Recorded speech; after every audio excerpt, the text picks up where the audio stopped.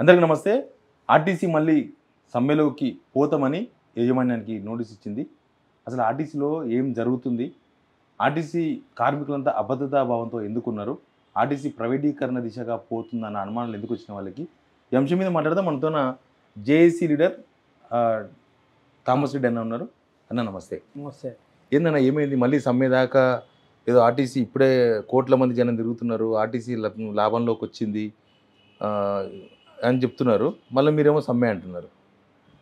ఇవాళ ప్రభుత్వాలు మారుతూ ఉంటాయి, వస్తూ ఉంటాయి. ఆర్టీసీకి ఇచ్చిన వాగ్దానాల మీద ఈ ప్రభుత్వం వచ్చే ముందు ఇవాళ మేనిఫెస్టోలో శ్రీధర్ బాబు మేనిఫెస్టోలో పెట్టేసి గత ప్రభుత్వాలు మీకు ఏం చేయలే, ఆర్టీసీని మేమే ఆదుకుంటాం, ప్రభుత్వంలో విలీనం చేస్తాం, అట్లాగే ఆర్టీసీకి కొత్త బస్సులు కొని మేము ఆధునీకరణ చేస్తాం రాష్ట్రం అంతా, ఆ తర్వాత మీ పిఆర్సీలు 2 పిఆర్సీలు ఇస్తాం, మీకు రావాల్సిన బకాయిలు ఇస్తాం, అట్లాగే ప్రభుత్వ ఉద్యోగులతో సమానంగా జీతభత్యాలు 2021 పిఆర్సీని ప్రభుత్వ ఉద్యోగులతో కలుపుతాం అని చెప్పి స్పష్టంగా శ్రీధర్ బాబు కమిటీలో వాళ్ళు మాట ఇచ్చి ప్రింట్ చేసి మాకు ఇచ్చారు. ఇచ్చిన దాని మీదకెళ్ళి మేనిఫెస్టోలో ఇవ్వడం జరిగింది. మేనిఫెస్టోలో ఇచ్చారు కాబట్టి అని చెప్పి కార్మికులంతా రెస్పాండ్ అయ్యి వాళ్ళ పార్టీకి ఎంతో సేవ చేసిండ్రు, ఓట్లు వేసిండ్రు, వాళ్ళని గెలిపించిండ్రు. అన్నీ చేసిన తర్వాత అధికారంలోకి రాగానే ముఖ్యమంత్రి గారు నేను 3 మాసాలు మాకు టైం ఇవ్వండి, ఆ తర్వాత చేస్తామని చెప్పి వాళ్ళు మాట్లాడడం జరిగింది. ఇప్పటి వరకు 14 మాసాలు ఈ రోజు వరకు అయింది. ఆ రోజు నుంచి ఈరోజు చూస్తే ఆర్టీసీ ఓఆర్ పెరుగుతుందంటున్నారు, ఇవన్నీ పెడతా ఉన్నారు. వాళ్ళు ఒక మహాలక్ష్మి పథకాన్ని ప్రవేశపెట్టారు.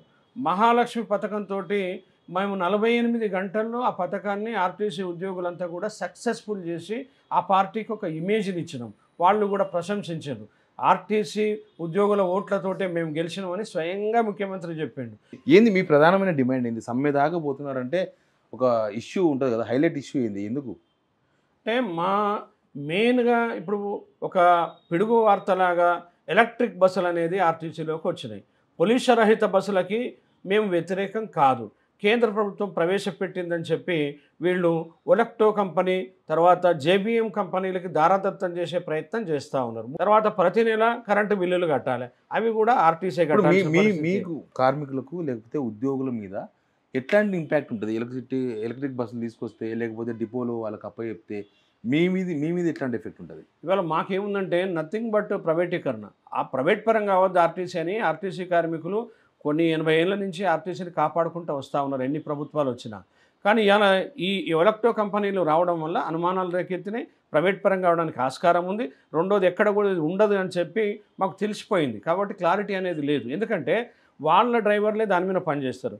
వాళ్ళకి తర్వాత మెయింటెనెన్స్ అంతా ఆ డిపోలో వాళ్ళతో చూసుకుంటారు. అయినా ఇప్పటివరకు ఏమైనా డిపోలు అప్పచెప్పిండ్రా వాళ్ళకి మీరు చెప్తున్న కంపెనీలకు? తప్పకుండా కరీంనగర్ 2 డిపో ఇచ్చిండ్రు, నిజామాబాద్లో 2 డిపో ఇచ్చిండ్రు, వరంగల్లో 2 డిపో ఇచ్చిండ్రు, అట్లాగే ఇక్కడ మన హైదరాబాద్లో మియాపూర్ ఇచ్చిండ్రు, బిహెచ్ఏలు ఇచ్చిండ్రు, అట్లాగే హెచ్సియు డిపో ఇచ్చిండ్రు, ఆ తర్వాత కంటోన్మెంట్ డిపో ఇచ్చిండ్రు.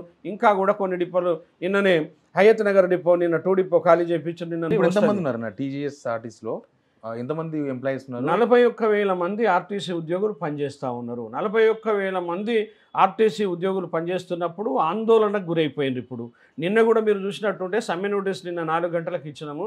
4 గంటలకు ఇచ్చేటప్పుడు ఏదో కొంతమందిని 100-150 మందిని మేము రావాలని మేము చెప్తే కార్మికులే స్వయంగా ఇన్వాల్వ్మెంట్ అయిపోయి నిన్న వేలాది మంది రావడం జరిగింది. నిన్న మీడియా సమక్షంలోనే భారీగా. థామస్ అన్న, ఆర్టీసీ ఎలక్ట్రిక్ బస్సులు కొనే స్తోమత ఉందా ఆర్టీసీకి? బస్సులు కొనాలి అంటే నిన్ననే మీరు చూసినట్టుంటే ఆర్టీసీలో లాభాలు వస్తున్నాయి, ఓఆర్ పెరుగుతుంది అని చెప్పి ముఖ్యమంత్రి గారు, మినిస్టర్లు, ఫైనాన్స్ మినిస్టర్ చెప్తా ఉన్నాడు.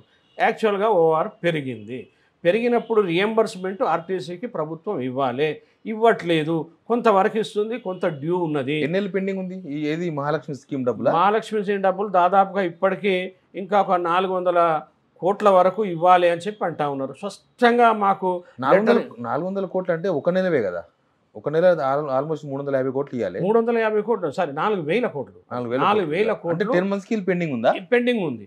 ఈ పెండెన్సీ మహాలక్ష్మి పెండెన్సీ ఉంది. ఇది నిజంగా లాభాలు వస్తే కార్మికులకి 2000 రిటైర్డ్ అయిన కార్మికులకు 2021 ఏప్రిల్ నుంచి సెటిల్మెంట్ సాలరీస్ ఆగిపోయినాయి. చాలా దాదాపు ఒక 8,000 మంది 16,000 మంది ఆర్టీసీ ఉద్యోగులు రిటైర్డ్ అయిన వాళ్ళకి డబ్బులు రాక ఉన్నారు. మొత్తం ఎంత రావాలంటే గవర్నమెంట్కి వెళ్ళి మీ ఆర్టీసీ కార్పొరేషన్కి మాకు దాదాపుగా ప్రభుత్వం నుంచి మాకు ఒక 5,000 కోట్ల వరకు అన్నీ ఉంటాయి. సిసిఎస్, పిఎఫ్, ఎస్బిటి, ఎస్ఆర్బిఎస్, తర్వాత బకాయిలు, పిఆర్సీలు, పిఆర్సీ బకాయిలు ఇవన్నీ కూడా రావాలి. భారీ మొత్తంలో ఇవ్వాల్సి ఉంటుంది. మహాలక్ష్మి స్కీమ్ వల్ల ఆర్టీసీ సంస్థకు లాభం వచ్చిందా నష్టం వచ్చిందా? ఇప్పుడు ఓఆర్ రూపంలో చూస్తే పేపర్ మీద లాభం వస్తుంది, డబ్బులు గవర్నమెంట్ ఇవ్వలేదు కాబట్టి అక్కడే ఉంటుంది. తర్వాత మొన్ననే ఈ వస్తుంది అన్న నెపంతో ఏం చేసిండ్రు మా ఫైనాన్స్ మినిస్టర్ గారు, మాకు రావాల్సిన రియంబర్స్మెంట్ బస్ పాసులది ఈ ప్రభుత్వం వచ్చిన కాడికలు ఇస్తాడు, ఆ ప్రభుత్వం ఇచ్చింది. అట్లాగే ఫిజికల్ అండ్ క్యాపిటల్ పాసులకి రావాల్సినటువంటి రియంబర్స్మెంట్ కూడా వీళ్ళు ఇవ్వట్లేదు. అప్పుడు ఓఆర్ఏ లేదు, నడిచింది. ఇప్పుడు మాధవ వచ్చింది కదా అంటారు. కానీ లెక్కల్లో చెప్పండి, మాటల్లో కాదు. మీరు ఒకరొకరు ప్రభుత్వాలు రాజకీయంగా మీరు నిందించుకోవడం మాకు అక్కర్లేదు, మాకు వాస్తవాలు కావాలని మేమంటే చెప్పే నాదులు లేడు. రెండవది, మొన్న మీరు చూసారు సంక్రాంతికి ఎనలేని జనం లాభాలు వచ్చినాయి. వచ్చిన తర్వాత ఇవన్నీ అప్పులు ఇస్తారేమో అని చెప్పి 120 కోట్లు లాభం వచ్చింది. వీటిలలో రిటైర్డ్ అయిన వాళ్ళకి వాళ్ళకి సీసెక్స్ ఇస్తారు అని చెప్పి మేము అనుకొని అర్జీలు ఇచ్చి తిరిగితే చివరిగా వాడు మమ అనుకోవడానికి ఒక బోర్డు మీటింగ్ పెట్టేసి ఆ డబ్బులన్నీ కూడా ఎవరైతే మినిస్టర్లు ఇంపార్టెంట్ ఎమ్మెల్యేల కాన్స్టిట్యున్సీలు ఉన్నాయో వాళ్ళకి ఈ డబ్బులన్నీ కూడా బడ్జెట్లో పెట్టుకొని వాళ్ళే తీసేసుకున్నారు. యూనియన్స్ లేవు కదా, ఎట్లా మీరు జేసీ అంటే ఎట్లా యూనియన్ల వారిగా జేసీ అంటే ఎట్లా? యూనియన్లు లేవు అనేది ఆనాడు కేసీఆర్ గారు కోపం వచ్చి 1 ఇయర్ యూనియన్లు పక్కకుండండి మీరు, నేను వెల్ఫేర్ కమిటీలను పెడుతున్నా అని చెప్పిండు. ఆ తర్వాత సజ్జనార్ గారు రంగప్రవేశం తర్వాత వద్దు సార్ వీళ్ళు మాట్లాడకపోతే నేను ఏమైనా ఇబ్బంది చేసి పని చేపిస్తా అని చెప్పి మా మీద దమనకాండ పెట్టి నడిపిస్తూ ఉన్నాడు. ఇవాళ యూనియన్లు ఉన్నాయి, చట్టాలు ఉన్నాయి. యూనియన్లు ఇంతకుముందు నేను చూసిన బస్ భవన్లో మీటింగ్లకు అటెండ్ అయ్యేవాళ్ళు, కార్మికుల తరపున మీ సమస్యలు చెప్పేవాళ్ళు. ఇప్పుడు ఆ సిచ్యువేషన్ ఉందా? ఇప్పుడు లేదు. మేమేంటంటే ఎవ్రీ 2 ఇయర్స్కి ఒకసారి ఎన్నికలు పెడతారు. ఆ ఎన్నికల్లో గెలిచిన సంఘానికి ప్రియారిటీ ఇస్తారు. కోడ్ ఆఫ్ డిసిప్లిన్ అనేది ఉంటుంది. దాంతో ప్రతి నెల డిఎంలు డిపో కమిటీలతోటి, ఆర్ఎంలు రీజనల్ కమిటీలతోటి, జోనల్ మేనేజర్లు జోనల్ కమిటీలతోటి, రాష్ట్ర కమిటీతోటి ఈడీఏలు ఎండి గారు మీటింగ్ పెట్టే ఆనవాయితీ ఉంది. తర్వాత కార్మికులు నోటీసులు ఇస్తే అర్జీల మీద డిస్కషన్ చేసి వాళ్ళు చేయగలిసిన పనులన్నీ చేసి ఏదన్నా ఉంటే మళ్ళీ ఇట్లా కాదు ఇట్లా అని చెప్పి మళ్ళీ ఎవ్రీ మంత్ అట్లా రొటేషన్ ఉంటుండే. ఎండి ఆఫీస్లో అయితే 3 నెలలకు ఒకసారి మీటింగ్లు ఉంటుండే. ఇవన్నీ ఆనవాయితీ తీసేసిండ్రు. మొత్తం బంద్ అయిపోయినాయి, బంద్ అయిపోయినాయి. బస్సు భవన్లో ఉన్నాయి, లాకేసుకున్నారు. అక్రమంగా, అన్యాయంగా, చట్టానికి విరుద్ధంగా లాకేసుకున్నారు. కాబట్టి యూనియన్లు లేవు అంటున్నారు. యూనియన్లు ఉన్నాయి. ఎన్నికలు పెట్టాలంటే ఎన్నికలు పెడితే మళ్ళీ వీళ్ళందరూ వస్తారు, సజ్జనార్ గారి యొక్క ఆటలు సాగవు అని చెప్పి ఆయన ఇవాళ కావాలని చెప్పి ప్రభుత్వాన్ని మభ్యపెడుతున్నట్టు తెలుస్తుంది. సజ్జనార్ మంచి ఆఫీసరు, పోలీస్ ఆఫీసర్. సజ్జనార్ని తీసుకొచ్చింది ఆర్టీసీ మొత్తం సెట్ చేయనికే, ఆయన వస్తే సెట్ అయిపోతుంది అని కదా ఆయన తీసుకొచ్చింది.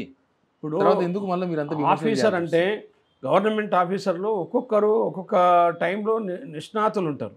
ఇవాళ ఆర్టీసీలోనే నిజంగా ఆయన అంత నిష్ణాతుడై పెద్ద పేరు తెచ్చుకున్నట్టు పనిచేసినట్టుంటే ఇక్కడ కూడా యూనియన్లను కూడా వెసులుబాటు ఇచ్చి ఎన్నికలు పెట్టి సిసిఎస్కి కోఆపరేటివ్ సొసైటీకి ఎన్నికలు లేవు, దానికి ఎన్నికలు పెట్టి యూనియన్లతోటి మాట్లాడుకుంటూ ఇవాళ నడవమనండి చూద్దాం ఎంతవరకు పోతాడో. ఇదంతా జరుగుద్ది ఆయనతోటి? జరగదు. ఆర్టీసీలో ఇచ్చిపుచ్చుకునే విధానం ఉండాలి కార్మికులకు. ఆర్టీసీ కార్మికులు మామూలుగా ఒక డ్రైవర్ని ఒక మాట అంటేనే ధర్నాలు చేస్తూ ఇంతకుముందు ధర్నాలు చేసేవాళ్ళు. ఇప్పుడు డిపోలు మొత్తం ఖాళీ అయిందంటే కూడా ఎవరు ఎక్కడ ధర్నాలు చేస్తలేరుగా మీ వాళ్ళు. ఇప్పుడు మేము సపోజ్ నేనున్న రాష్ట్ర నాయకుడిని, నన్ను బస్ భవన్కి రానియరు, పోయినా మాట్లాడరు. మేము కాగితం ఇస్తే తీసుకుంటారు, తర్వాత వెళ్ళిపోమంటారు, మాట్లాడరు. ఇవాళ యూనియన్లే లేవు, ఎవరు రావద్దని చెప్పి ఆ విజిలెన్స్ వాళ్ళని పెట్టి కార్మికులు రివోల్ట్ అయితే ఫోటోలు తీస్తున్నారు. సెక్యూరిటీ వాళ్ళు ఫోటో తీసి డిఎం పెడతారు. డిఎంలు భయపడే వాళ్ళు కూడా ఇవాళ వాళ్ళే పెద్ద రాజుల్లాగా అయిపోయి నిన్ను సస్పెండ్ చేస్తా, ఇమ్మీడియట్గా ఎవరైతే మాట్లాడతారో వాళ్ళ ఫోటో తెల్లారే వరకు నువ్వు వేరే జిల్లాకు పో అని చెప్పి ట్రాన్స్ఫరు, సస్పెన్షను, లేకపోతే వీళ్ళ వెయిట్ చేస్తూ ఉన్నారు. కాబట్టి భయభ్రాంతులకు గురి చేస్తూ ఉన్నారు. కాబట్టి కార్మికులు దిగ్బంధంలో ఉన్నారు, భయంలో. మీరు చూస్తూ ఉన్నారు డ్రైవరు, కండక్టర్లు స్టీరింగ్ మీద నడుపుకుంటూనే పడిపోయి బ్రేక్ వేసి కార్మికులను అంటే ప్రయాణికులను రక్షించి చచ్చిపోయిన సందర్భాలు కోకొల్లలు ఎందుకు జరుగుతూ ఉన్నాయి? మరి ఇంత ఇబ్బందులు ఎందుకు వచ్చినాయి అంటే ఇవాళ స్ట్రెస్ బాగుంది, తర్వాత పని గంటలు బాగున్నాయి, రెస్ట్ లేదు, రాత్రి పగలు అనేది లేకుండా పనిచేస్తూ ఉన్నారు. ఇది విధానం సరైందా? యూనియన్లు ఉంటే ఇవి అడుగుతారు చేస్తారని చెప్పి యూనియన్ లేకుండా చేసి చేస్తే గవర్నమెంట్ కూడా నిజంగానే మాకు సజ్జనార్ గారు మంచి ఆఫీసర్ కదా, యూనియన్స్ మాకు ఇబ్బంది పెడతామని- లేకుండా చేస్తుండ అనేది వాళ్ళు అనుకుంటున్నారు. మీకు యూనియన్స్ పెడతామని హామీ ఇచ్చింది కదా వీళ్ళు. మాకు యూనియన్లు ఇస్తా అని హామీ ఇచ్చిండ్రు. మేము యూనియన్లు ఏమన్నాం, మాకు మాట్లాడే హక్కు ఉండాలి, అడిగే హక్కు ఉండాలి. ఇది ప్రజాస్వామ్య దేశం, ప్రజాస్వామ్యంలో ఉన్నాం. మేము ఎందుకు అడగొద్దు, ఎందుకు మాట్లాడవద్దు? చర్చలు జరిగితే మా బాధలు నువ్వు వినాలి, మా బాధలు విన్న తర్వాత నువ్వు జవాబుదారీగా ట్రాన్స్పోర్ట్ మినిస్టర్తో టచ్లో లేరు మీరు? పొన్నం ప్రభాకర్ మేము చాలాసార్లు గౌరవ ముఖ్య ట్రాన్స్పోర్ట్ మినిస్టర్ మేము కలిసినాం, అర్జీలు ఇచ్చినాం, మేము ఎన్నోసార్లు కలిసినాం, లెటర్లు ఇచ్చినాం, బాధలు చెప్పినాం, అన్నీ చెప్పినాం. చూద్దాం పో ఆ ప్రభుత్వం ఏం చేసింది, వాళ్ళే చేయలేదు కదా, మీరు పోండి అని అంటారు. మరి యూనియన్లు ఇవ్వండి, తర్వాత కనీసం ఎన్నికలు పెట్టండి, ఆ ట్రేడ్ యూనియన్లు ఇవ్వండి, మా ఆర్టీసీలో మీరు ఇచ్చింది మెర్జర్ చేయండి అంటే నా చేతుల్లో లేదు, అది ముఖ్యమంత్రి గవర్నమెంట్ చేతిలో అని మంత్రి గారు అంటారు. కనీసం గవర్నమెంట్లో భాగమే కదా, గవర్నమెంట్లో భాగమే, మేము అదే చెప్పాం, గవర్నమెంట్లో భాగం. రెండోది ట్రాన్స్పోర్ట్ మినిస్టర్గా మీరు బాధ్యత, ఇది ట్రాన్స్పోర్ట్ డిపార్ట్మెంట్కి మీరు హెడ్ కాబట్టి మీరు ముందు మమ్మల్ని పిలిచి బస్ భవన్కి పిలిచి యూనియన్లతోటి ఇంట్రాప్షన్ అయ్యి మా సాధక బాధకాలు విన్న తర్వాత మీరు ముఖ్యమంత్రి గారికి నివేదించి దానికి వెసులుబాటు తీసుకురావాల్సిన బాధ్యత మీకుంది, మీరు తీసుకురావాలని అడుగుతున్నారు. మీటింగ్లకు పిలుస్తున్నారా పొన్నం ప్రభాకర్ గారు? ఎప్పుడూ పిలవలేదు ఇంతవరకు. ఎన్నోసార్లు ఇంటికి పోయి కలిసినాం, ఆఫీస్కి పోయి కలిసినాం, సెక్రటరీకి పోయి కలిసినాం, ఎక్కడ కలిసినా కానీ శూన్యం, ఏం పనిచేసేది లేదు. రెండోది, ఇంకా ఈ కాంగ్రెస్ ప్రభుత్వంలో నేను కొత్తగా చూస్తున్నా, 38 ఏళ్ళు ఆర్టీసీలో పనిచేస్తున్నా. ఇవాళ ఎక్కడికి పోయినా కానీ మన స్పీకర్ కలవడానికి పోతే అక్కడ ఉద్యోగ ట్రాన్స్ఫర్లది తీసుకోమని చెప్పారు. ట్రాన్స్పోర్ట్ మినిస్టర్ గారు కాన్స్టిట్యున్సీలో ఫ్లెక్సీ పెట్టిండ్రు, ఆఫీస్లో పెట్టేసిండ్రు. మీరు ట్రాన్స్ఫర్ అప్లికేషన్లు ఎవరు తీసుకురావద్దని చెప్పి, మరి ఎక్కడికి పోతాం? ఇక ట్రాన్స్ఫర్లు మేనేజ్మెంట్ ఇయ్యదు, వాళ్ళు ఇయ్యము అని చెప్తే మీ దగ్గరకు వస్తారని చెప్పి మీరు కూడా ఇయ్యన తర్వాత మరి ఇబ్బంది ఉన్న కార్మికుడు, కష్టం ఉన్న కార్మికుడు, బదిలీ లేకపోతే, ట్రాన్స్ఫర్ లేకపోతే, ఇది ట్రాన్స్పోర్ట్ డిపార్ట్మెంట్ రాత్రి పగలు తిరిగేది. చాలామంది వేరే జిల్లాల నుంచి వేరే జిల్లాలలో పనిచేస్తూ ఉంటారు. మరి అటువంటి వాళ్ళకి వెసులుబాటు ఇవ్వాలి కదా, పనిచేసేవానికి వెసులుబాటు ఇచ్చి ఈ జిల్లావాన్ని ఈ జిల్లాలో పెడితే వాడు ఇక్కడ ఎక్కువ పనిచేస్తాడు, టైంకి వస్తాడు, వాడు ఎక్కువ పని చేయడానికి ఉంటుంది. ఇంకో జిల్లాలో వేసి నువ్వు అక్కడే ఉండాలంటే ఎట్లా ఉంటుంది? ఇవన్నీ దమనకాండ అంట. నేను ఏంటంటే ఒక నిర్బంధంలో పెట్టి భయాన్ని పెడుతున్నారు కాబట్టి ఇలా సమ్మె నోటీస్ ఇచ్చి సమ్మె ద్వారా సంకల్పం ఇక పోనీ ఏమైనా కానీ తేలని అనేది ఉంది. యూనియన్లు సమ్మె నోటీసులు ఇచ్చిన తర్వాత ఏనాడు కూడా వెనకపోయిన సందర్భాలు లేవు. ఇవాళ సమ్మె నోటీసు ఇయ్యనేయ్యము, ఇచ్చిన తర్వాత పరిష్కారం సావో రేవో అన్నట్టుగా ఉంటుంది. ఎప్పటి నుంచి సమ్మెలోకి పోతారు? మాకు ఇవాళ నిన్న ఇచ్చినాం, రేపు వచ్చే నెల 9వ తారీఖు వరకు మాకు గ్రేస్ పీరియడ్ ఉంటుంది. ఆ పీరియడ్ తర్వాత ఏ రోజైనా కానీ మేము సమ్మె నోటీస్ అనౌన్స్ చేయడానికి ఆస్కారం ఉంటుంది.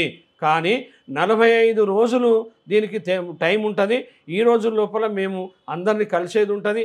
అన్ని జిల్లా హెడ్ క్వార్టర్లలో మీటింగులు పెట్టాలి, జాతీయ సంఘాలతోటి మాట్లాడాలి, ప్రజా సంఘాలతోటి మాట్లాడాలి, అట్లాగే మరి అన్ని ప్రతిపక్ష యూనియన్లతోటి, మీడియా మేధావులతోటి మాట్లాడి ప్రజల్లోకి పోవాలి. అట్లాగే మా కార్మికుల్ని మమేకం చేసి మేలుకొల్పాలి. ఆ తర్వాత మేము సమ్మె మరి ప్రభుత్వం అప్పటి వరకు కూడా ప్రభుత్వానికి ఇంకా మేము టైం ఇస్తున్నాం, ప్రభుత్వానికి యాజమాన్యానికి అప్పటి వరకు కూడా వీళ్ళు మానవతా దృక్పథంతో పిలిచి ఇచ్చిన వాగ్దానాలను నెరవేర్చాలని చెప్పి కోరుకుంటా ఉన్నాం. సమ్మెని నివారించే బాధ్యత ప్రభుత్వానికి యాజమాన్యానికే ఉంటుంది.